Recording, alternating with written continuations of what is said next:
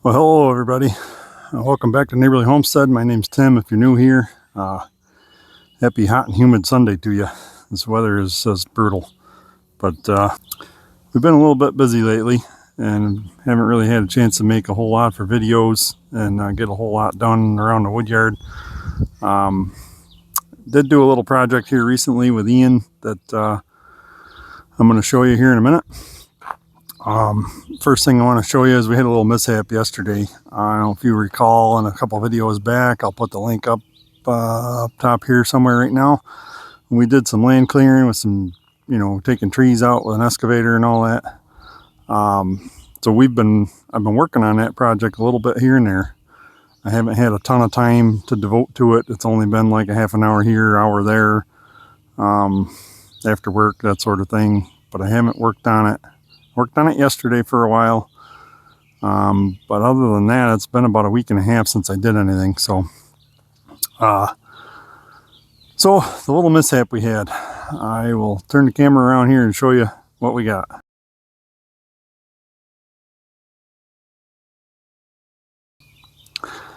Right there, guys. I don't know if you saw it yesterday. I put out a short showing this, but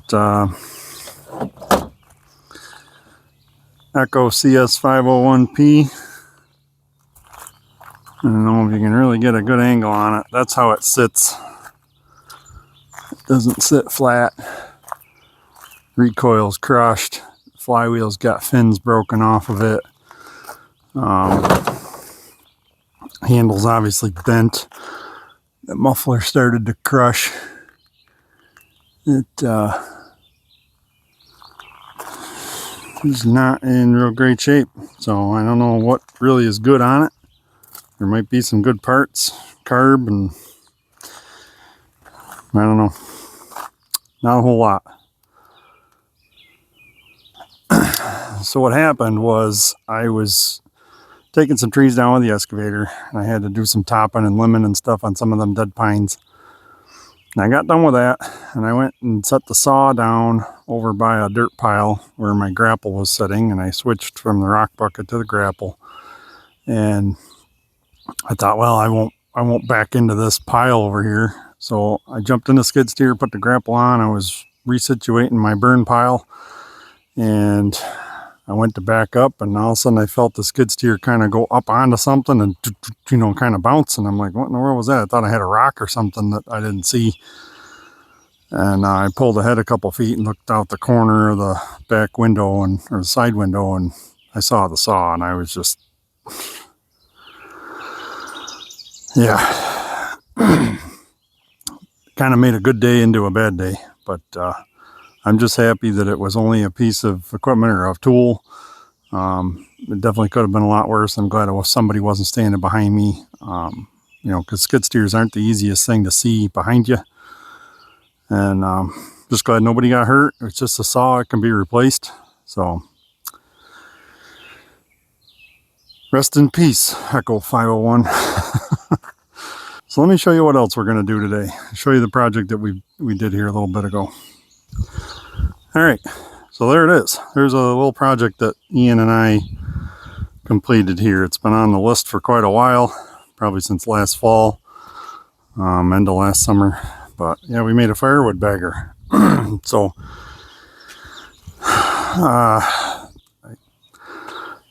the red stand on the bottom is part of a snowmobile stand. I used to use on my snowmobiles a lot when I did a lot of riding back when we used to get snow.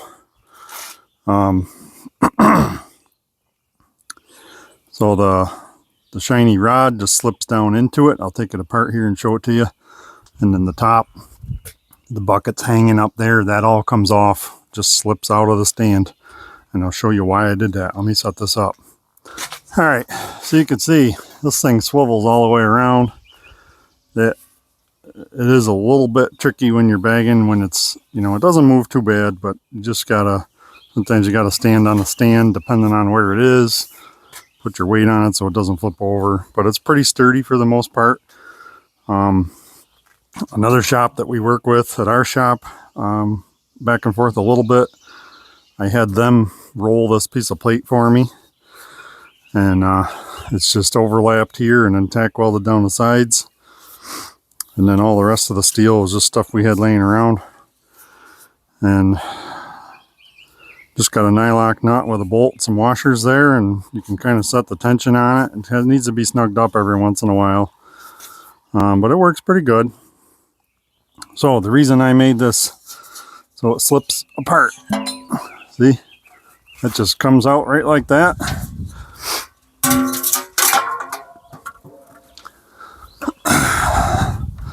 We took a piece of 8-inch plastic water pipe that we got from a good friend and made the same bracket. I took some expanded metal and kind of formed it around the bottom and bolted it, and then welded a plate to it, just tack welded it. Made the same bracket with the same drop-in pin. You can also see, so this comes out, so I can still use that as a snowmobile stand if I need to.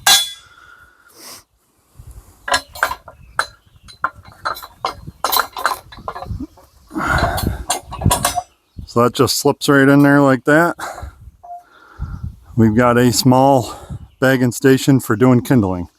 So Ian's been using this thing already, bagging up kindling and getting his little bags over there, and it works pretty slick. So that's why I did that, so I didn't have to make two stands and have two things taking up all the space. And for storage, if I had to, you can slide this right down inside the bucket. So it works pretty good. So what I'm going to do is we're going to go in the garage. It's about 10 degrees cooler in there than it is out here right now. And we're going to make some firewood bags and hang out in there where it's a little bit cooler. So stick around, we'll get you set up in there and show you what we do. All right. So I was making some bags up last night. It was getting dark. Tried to do a video of it. Realized it was a little bit tough to see. The picture quality, it wasn't bad. It would have worked. But I didn't realize where I had the camera set up that I had my head cut off, like right about here under my nose. So all you guys could see was a talking beard. Anyways, like I said, it's about 10 degrees cooler in here inside the garage. I don't have it air conditioned or anything, but it's just insulated well. And we're going to hang out in here a little bit making some bundles. So try to get ahead a little bit. What I do is, I'll show you here in a minute. I've got a tote cut that I pile my pre-made bags in, and I'll throw that whole tote right in my truck, take it to our shop, put it in our storage building. That way when I got to restock the stand, I just take the skid steer, forklift or whatever and take it out front and restock and not have to throw them in my truck from home every day. That's what I did last year, and it was kind of a pain in the butt. So, but I'm going to make a few bags and just talk to you about a few things right at the moment, and things I got some stuff on my mind, and I just want to apologize for the lack of video. We didn't do one last week. We've been pretty busy with a lot of different things going on. Emma, our daughter, is in 4-H. Well, all of our kids are in 4-H, but Emma's doing dog obedience, and this is her 3rd year with our dog Lucy and her 1st year with our dog Cooper. And they go through a series of classes and all that stuff, and then they have what they call graduation, where they have to do everything that they learned and they get graded on it, and then they find out if they pass or not. And then if they pass graduation, and then they have to go through one more contest that's similar to graduation after that. They have 2 options for it, but they have to pass one of those along with graduation. Then they're allowed to show at the fair. So pretty cool. So she passed with both dogs. She's got to go this week for her next trial, and I'm sure she's going to do just fine with that. Both dogs are very well behaved and very smart. So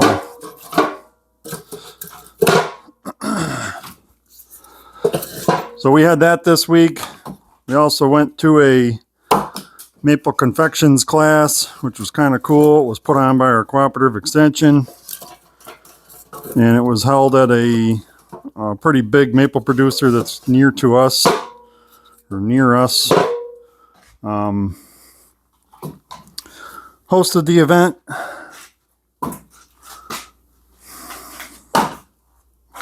Got a snake in the basket. Alright guys, sorry I'm back. Had to take a little brief intermission there.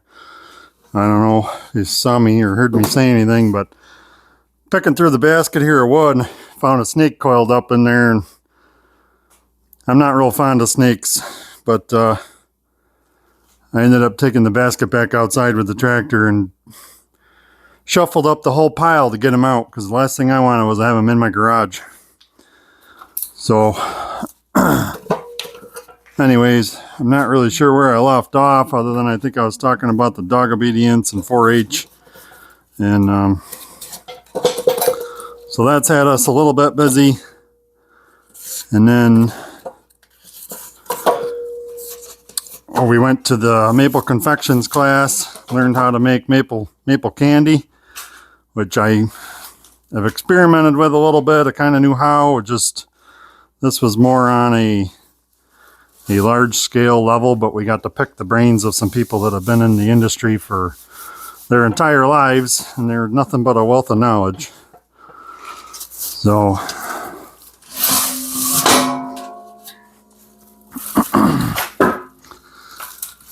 still trying to get the hang of this bagger just a little bit.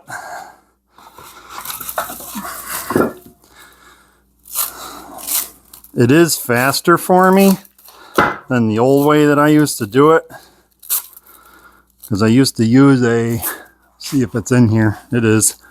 I'll grab it and show you. So what I used to use was a sleeve I made out of a 15-gallon barrel. Cut the ends out of it, slit the side, kind of rounded the corners. And what I would do is just cinch it together, hold it with one hand, take a bag, if I can get it in here without, take a bag like that, and then I'd set it up on a piece, on some sawhorses or something with a piece of plywood, and I'd fill it. Trouble is the wood's constantly wanting to fall over. So you're usually holding on to this with one hand, and you're grabbing wood with the other hand, trying to fill it up, and it worked really well. I used that for a couple seasons, really, and that bagged a lot of wood for me.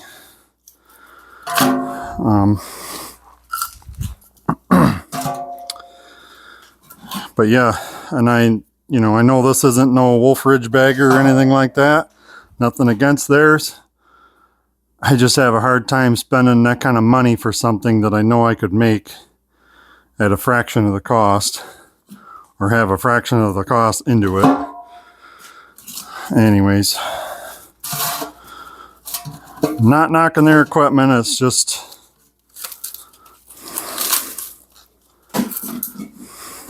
one of those things. I'm sure there's a lot of you out there that try to build your own stuff too and save some money. Sometimes you have no choice but to buy from the manufacturers, and whether you don't have the money or you don't have the time, usually it's one or the other.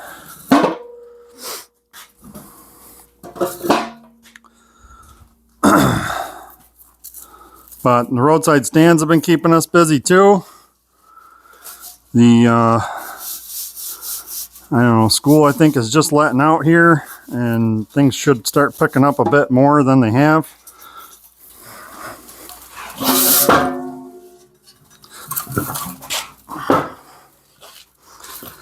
One thing that we have going for us is we're not too far from a theme park that does concerts. I'm not just talking like your little in the park kind of concerts. This is like, I think it's through Live Nation or whatever, and it's all big time artists and stuff. But anyways, the park, I believe, offers some kind of a combo deal you can buy where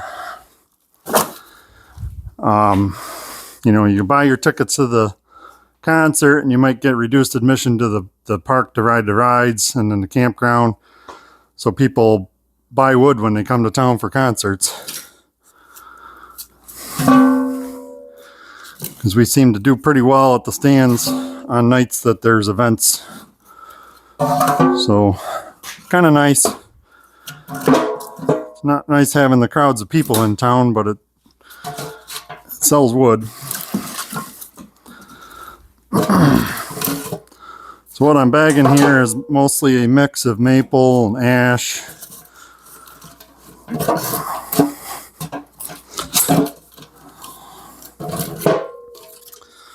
Sometimes it's a matter of finding just the right pieces to fit.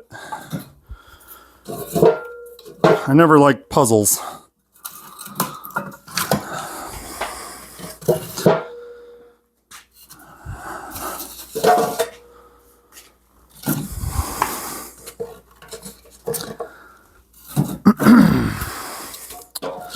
Something else I wanted to talk to you guys about.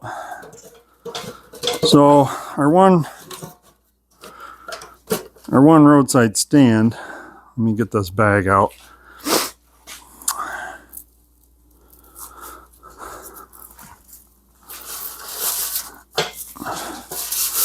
So I was talking about bagging kindling, right?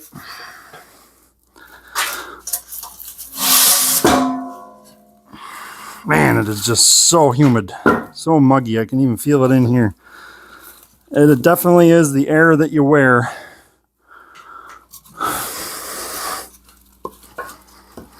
I don't always have to do this, but occasionally I have to slip one more piece of wood in, just because you can't quite get them tight enough inside the bucket.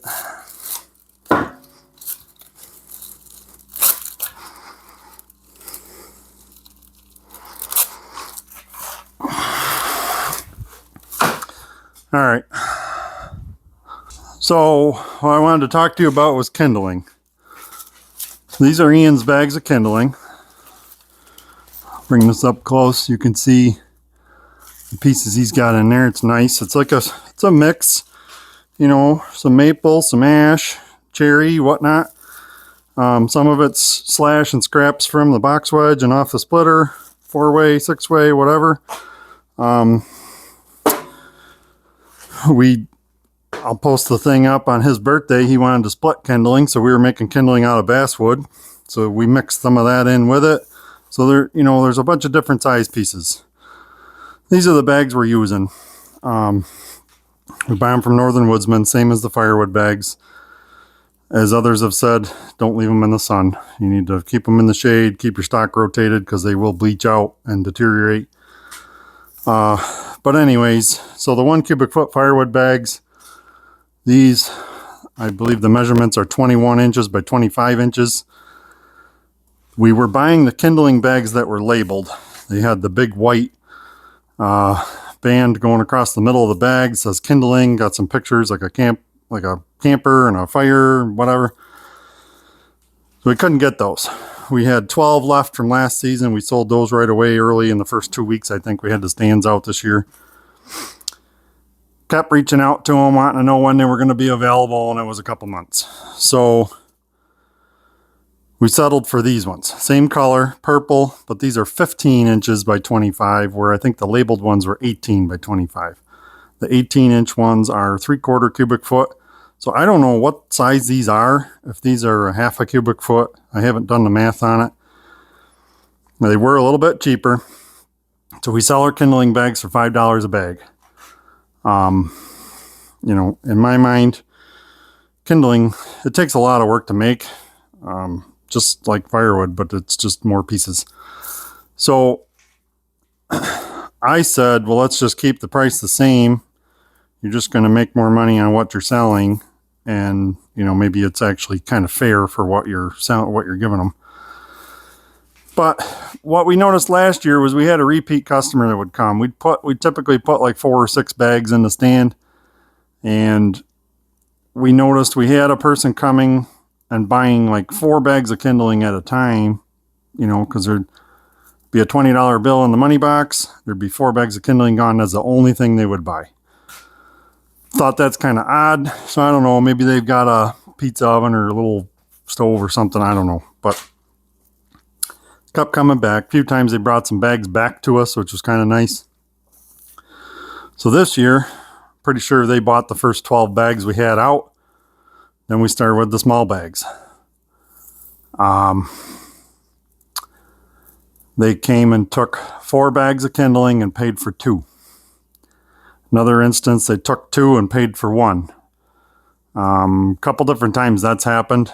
So I don't know if the same individual is coming back and doing that, and they're taking it upon themselves to, you know, pay what they feel is fair for a bag of kindling when, you know, in all reality, it's just the availability of what we can get for a bag. And I like keeping the dollar figure on a nice round, you know, $5, $10, $20, because as soon as you start throwing odd numbers in there like 3 or 6 or 12, people don't pay it.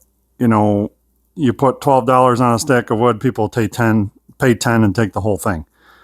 We started out with our firewood bags. We did $5 each, 3 for 12, just as kind of a promo to get the word out there that we had bags. People were paying $10 because that's what they had, was a 10 or 2 5s, and they'd take all 3 bags. I did away with that. Now people just pay $5 a bag. Sometimes they short you $1 or something like that if all they have is ones, but it's just frustrating. I got a 9-year-old kid trying to work hard, you know, I'm teaching him about hard work and what the payoff can be by investing that time and putting out a good product. And then you've got somebody like that wants to short him or take stuff. It's frustrating for me as a dad to try to explain to him that not everybody out there in this world is honest.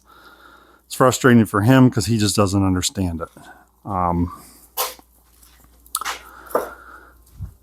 So let me know in the comments, guys, what you guys would do in that scenario. We've only been putting 1 bag out at a time lately, and we've been selling 1 bag. We get the money for 1 bag, but it's not real productive for sales, because it'd be nice to have, you know, more than 1 bag option there.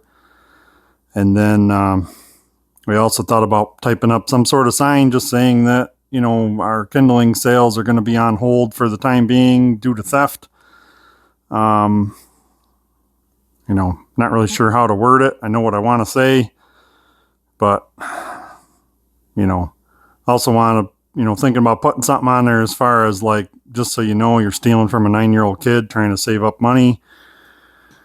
You know, I don't know what the best thing is to do there. Our other stand, it's been fine. We haven't had any theft on kindling bags there, but we also, like last summer, I think we sold half the kindling bags there as what we did our other stand. So it hasn't been a problem at that one yet.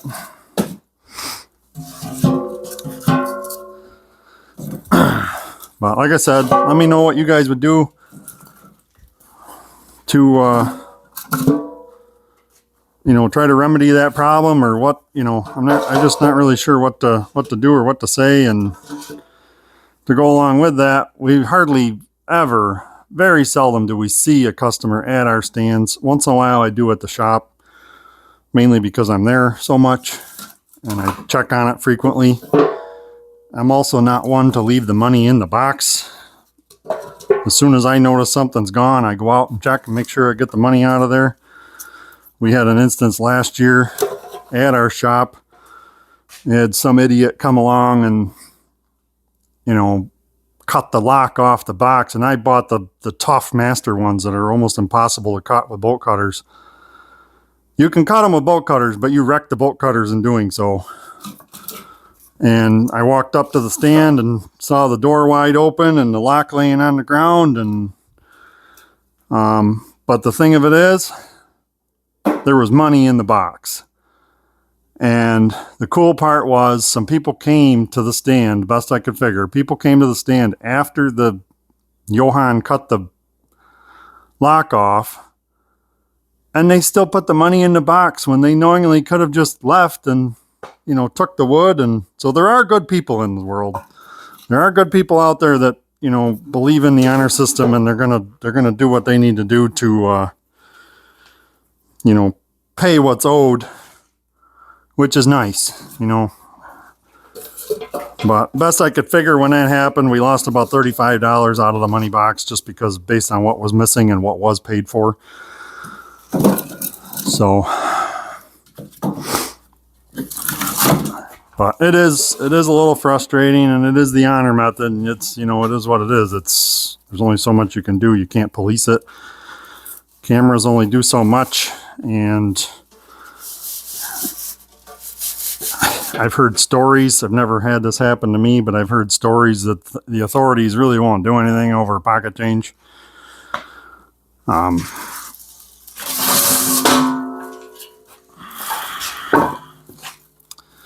So it's tough. I guess that's the chance you take with having a roadside stand, but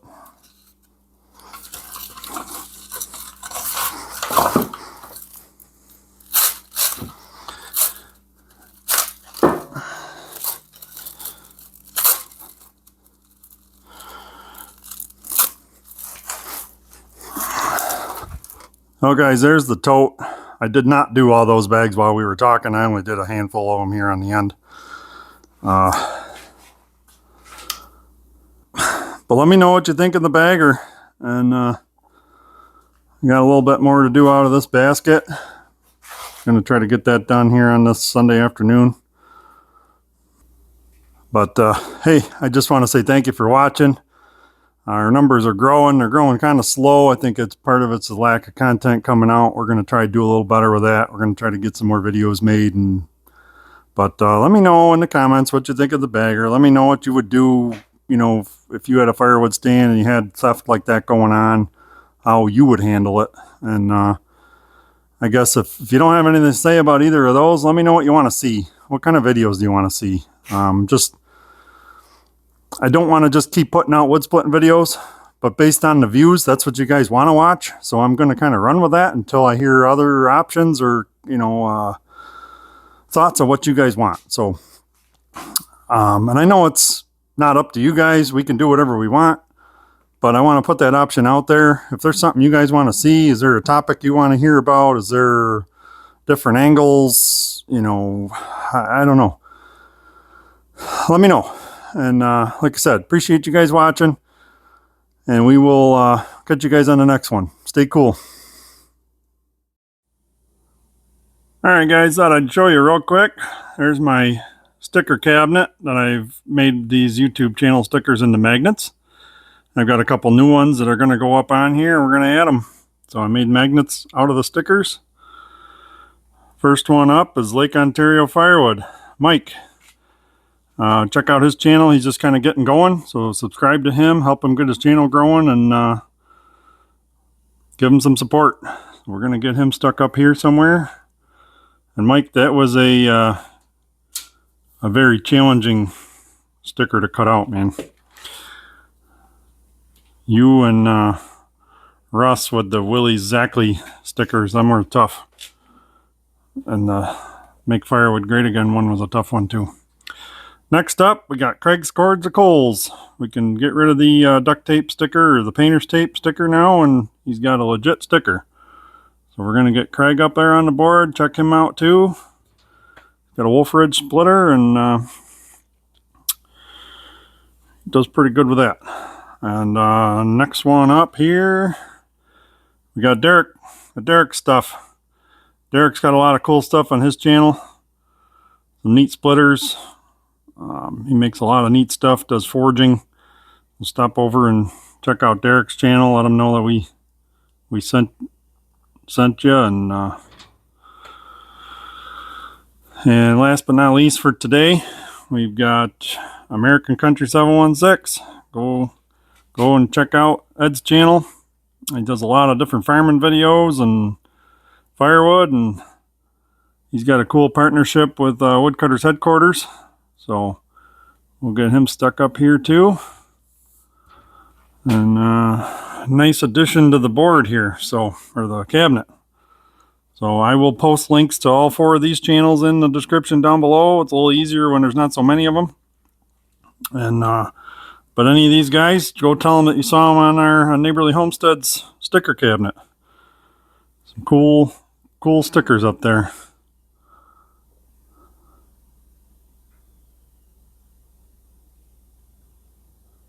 Have a good one, guys.